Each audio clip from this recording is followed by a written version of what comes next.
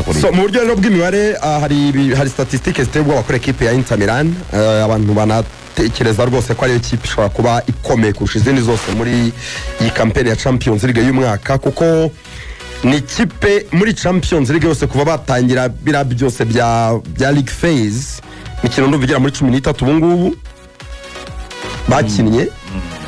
kuko urumva ni imikino 8 ya League phase ukongera imikino 2 ya kimwe cy'umunane ikaba imikino 10 kongeraho imikino 2 ya kimwe cya kane ikaba imikino 12 ukongeraho imikino 2 ya kimwe cya kabiri imikino 14 muri iyo mikino 14 yose Ruvuyanga equipe ya Inter Milan yayobowe mu mukino cyo bita kuba mene kuba uri inyuma urabyumva donc uri inyuma ku bitego uyobowe mu mukino yabaye inyuma mu minota 17 gusa muri imikino yose niyo minota yonyine yamaze iri inyuma mu mukino 17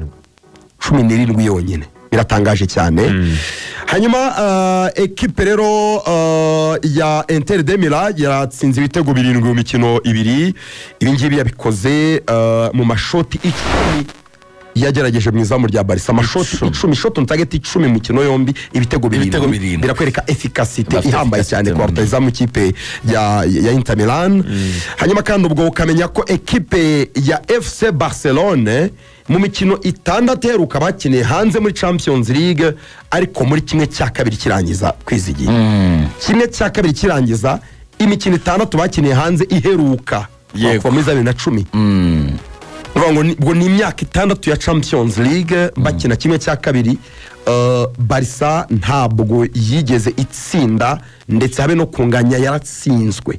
ubundi statistique mbi cyane yagaragaza ko Barca agombaga no gutsindwa iyi match kuko equipe FC Barcelone muri 2010 yatsinzwe na Inter Milan ibitego 3 kuri kimwe hanze n'ubundi kuri Giuseppe itsindirwa de Stamford Bridge igitego kimwe ku busa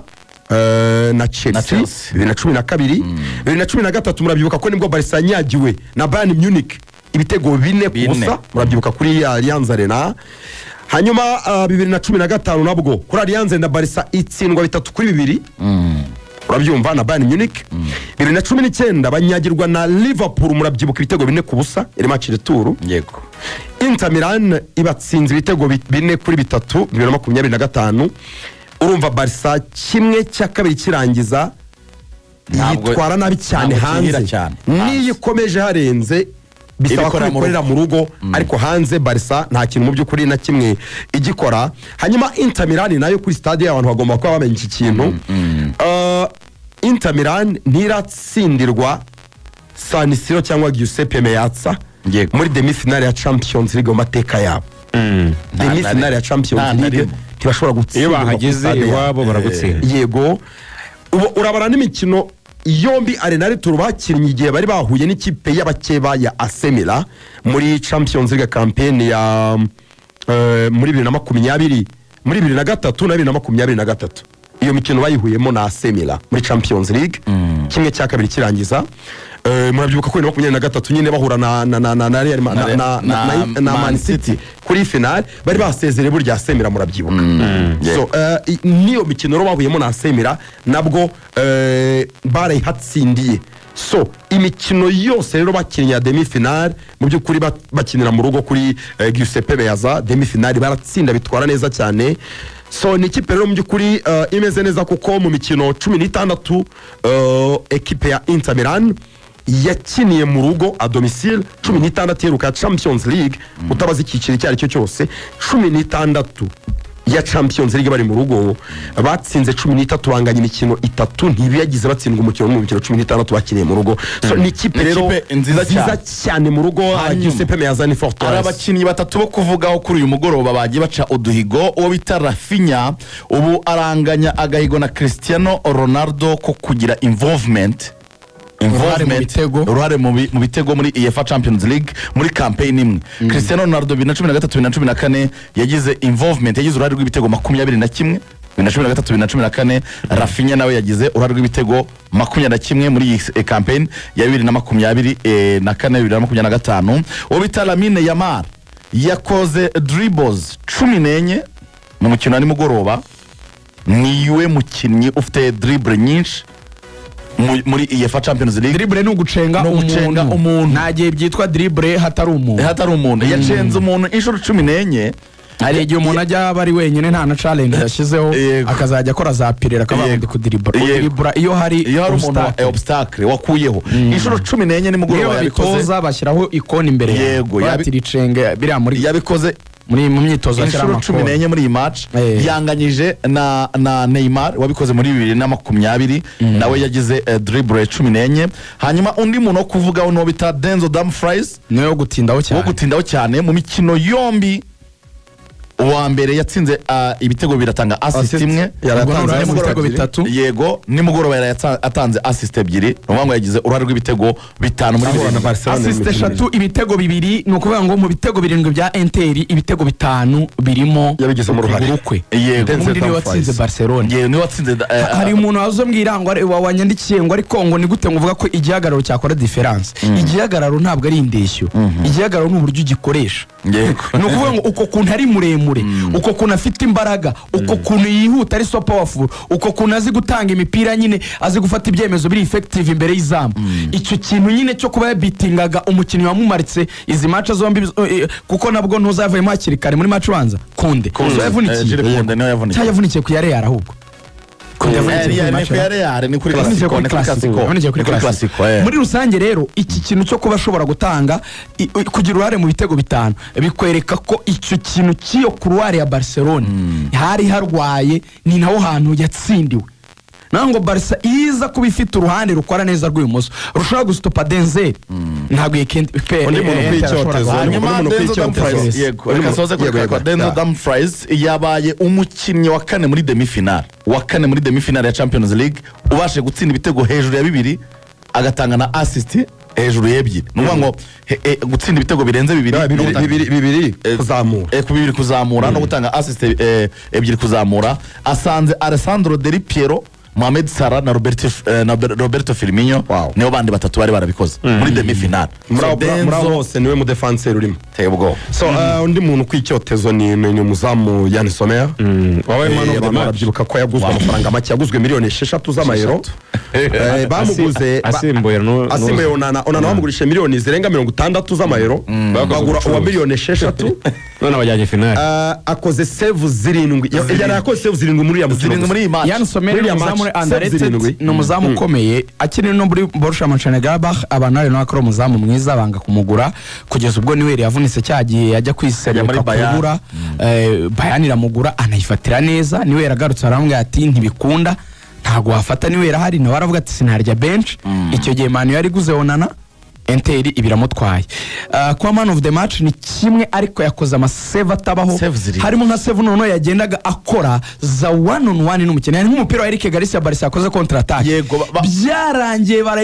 bayimanura epfo bahita bayigarura neza kwa Eric Garcia berekanye ari batatu baro bayigarura reflex yagize yo kumanuka epfo aho kugira ngo mwana Martin ayitsinde yari yabonye ko Garde yafunze ahita yigarura ahita akora reflex ahita jyana n'uruhande rw'iburyo rw'umupira wa Garcia aramushota ukuramo n'amashoti yaramine Yamal yagira menshi nyuma box menshi aremereye ariko niwabona no kuvuga Lamine Yamal dusoza Lamine nawe n'umukinnyi wo gutinya no kubaha yanatanze nibaruwa arandika aravuga ati abafana ba Barca tuzakora ibishoboka byose ntituzahagarara paka dushubije ikipe hano igomba kubiri yanavuze ati niyo gahunda mfite sinzahagarara bitarakunda kubasubiza icyubahiro mukwiye donc bayiruka Champions League cyera Barca bayiruka 2015 ni cyari imyaka 10 irashize ni imyaka myinshi Lamine Yamal icyo gihe Barca ubwo yiruka kwitwara afite imyaka 7 tarari muri primaire urumva yaratangiye primaire n'umuntu uvuga ngo ibi bihe nabirema nanjye nkabagarura icyo kintu ko Barca ni ikintu rwaye so ikindi wenda cyo kwishimira Hans yanavuze nge nakunze Hans uzanongera zageze 27 muri Barca yavuze ati mu byukuri ikipe yanjye ntabwo nye blaming nanjye se blaming Barca kuri navuga performance uburyo bw'imikinire yavuze ati nubwo umusifuzi ibyemezo byinshi yabaga asa n'uri gufasha Inter ariko n'umutoza nyine watsinzwe yego yavuze ati kubwanjye umwaka utaha tuzagaruka tumeze neza cyane ati tuzongera dutangirire kuri 0 atariko tuzagaruka tumeze neza cyane umwana wa Clough Jordi Clough yavuze amagambo meza cyane avuga ati my father will be very proud of this team. Ati the way they played and everything they gave, and if they have to fall, let it be with honor as papa happened. wanjye akabaye yatewe ishema n'ikipe ati yaza kubibona ati uburyo bakinnye uburyo batanze byose ati burya niyo uguye ugomba kurwana nk'umugabo ukagwana ikintu dukunda kuvuga ntago buri Burayi nubwo wasezererwa abo bakunda gutinda kuri performance ako se twari twebwe twatsinzwe ko dukina ibintu byacu twakinnye umupira dusanzwe dukina twatanze ibirori biranga ariko twakoze ibyacu uyu mwana w'imyaka 25 yitwa Fratesi rero wabatsinze yavuze ati iyi ni match nzabwira abana banjye ati umuryango wanjye wose waruraha ati iyo naza gutsinda kiriya gitego sinzi nyine ati nari kuba nishe ibintu byose igitego cyiza kubi kuko umwana yakiriye baro muri box imbere ye hari abadefenseri ikintu cya mbere yagize akazi kari gakozwe na wa mugabo wawe Thuram Marcus Thuram niwe wakoze akazi kose urakoze cyane ibintu wasobanuraga kuri Marcus Thuram kiriya gitego niwe wakigizemo uruhare yasimbutse umupira awushyira ku gatuza awushyira ku kirenge ashyira akaboko arabyiga umuntu atanga umupira byita fixation yamukora fixation nziza cyane arangije arayigarura undi yabanje gukora icyo bita fake shoot ko bamuhaye umupira ababeshya ko agiye gushota mwabibonye ikirenge agikubita hasi ko kuntu uzamura ukuguru gahita ukandagira ntushote uko kuntu rero yabakanze bahise batandaraza abadefenseri bagitandaraza barabayishyize mu nguni y'izamu. Lautaro Martinez ati nari maze iminsi 2 nicaye mu rugo ndira ko ntarabashe gukina demi finale ati uyu munsi nanabwiye umuryango wanjye ko ndi bukine kandi nkagira icyo nkora nubwo ntari 100% tego atari ko nishimira ko hanyuma hari uvuyangagira ngo wenda dukora transition twinjira mu match uyu munsi match atumye haba shift ya power ranking mu bahatanira Ballon d'Or kuko turabizi ko Champions League izagira uruhare rukomeye cyane muzatwara Ballon d'Or ko nta gikombe cy'igihugu gihari na kimwe so ubwo nka Lamine Yamal na Rafinha na Lewandowski harimo gusubira inyuma nabo kuri power ranking ya Ballon d'Or hari utunota twatakaye ubwo ubu ngubu navuga ko uhagaze neza mu gihe wa Ballon d'Or mu gihe byagenda neza akagera finale nta urusha amahirwe witwa Ousmane Dembele aramutse ageze finale mu by'ukuri no kugera finale gusa birayikiri ko yatwara Ballon d'Or ni atatwara Champions League kuko bangiye muri Magic Lineup gani Dembele wanjye ni atatwara League akagera finale kuko azahanganye na Lautaro Martinez muri Cesar barusha babuka yose nta kintu ariko atayitwaye byamugora kuri Barafinya ko na Barafinya afite imibare muri iki gikombe gihindura ibintu byose ariko Sofa imibare ariko arayirusha Barafinya muri Sofa difference Rafinya arafite nabandi yabaye nkigaba yego hari cyangwa erega ubu ngubu byinjije na basara muri competition cyane kuko sara afite Premier League akajyana n'imibare myiza kandi mwibuke Ballon d'Or ntagize atangwa mu kwa gatandatu Ballon d'Or izatangwa mu kwa 12 bivuga ngo sezi zafungura habanje gucamo igikombe cy'isi cy'amaki ese mwibutse uko Liverpool iriyo kuko ari Liverpool akabamo ikipe ya Chelsea akamona Man City ese nka Liverpool yongeye igikombe cy'isi cy'amakrebe sara muri kumwirengagiza ariko iyi match naguciye mu ijambo Paris Saint-Germain Paris Saint-Germain igiye ntitware Champions League ajya gutwara World Cup y'amakrebe muri Ballon d'Or y'Ipari na Barcelona ibyo nabyo nuzabifixa Barca nabwiriyo amasegonda izakina World Cup ibikesha ikise nagazabiri urabeshya hanyuma igikombe cy'isi se kimeze nk'igikombe gisaba kwizigira tugiye muri ntago birarangira mwabagabo iyi match itwohereje kuri classico yo ku cyumweru Real Madrid na Barcelona 10:15 Barcelona yavuze ngo niho honyine tugiye kwerekera ko ibintu bigishoboka tukubita